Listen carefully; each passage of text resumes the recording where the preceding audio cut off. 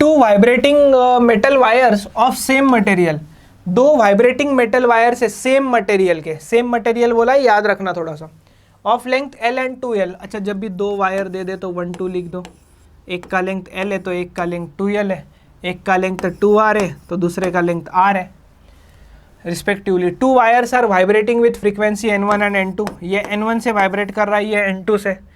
To wires are stretched under same tension, इसका tension T, इसका भी टेंशन T, रेशो पूछा है फ्रीक्वेंसीज का।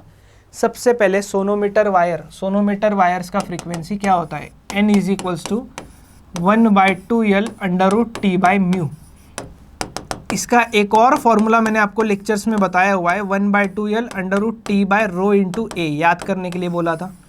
दोनों वायर का मटेरियल सेम है तो इसका रो लूंगा तो इसका भी रो आएगा। आपको फ्रीक्वेंसी का रेशो पूछ रहा है ना, so focus N1/N2 is equals to क्या हो जाएगा, 1/2L1 √T1 divided by ρ×A1, 1/2L2 √T2 divided by ρ×A2।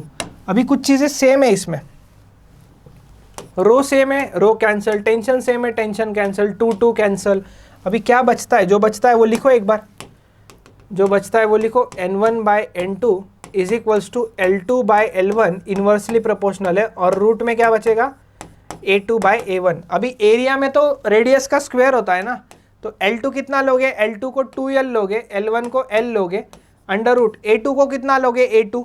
दूसरा एरिया R है ना, तो इसको πr² लोगे, और पहला वाला जो एरिया आपको दिख रहा है, पहला वाला एरिया कितना 2R है ना, तो यहाँ पे कितना लोगे आप, 4πr² लिख दोगे, 2R का square 4R², πr² cancel, L cancel, यहाँ पे क्या बचा 2/√4। भाई साहब √4 मतलब भी तो 2 ही है, तो ये 1/1, 2 2 कैंसिल, 1/1 मतलब 1:1।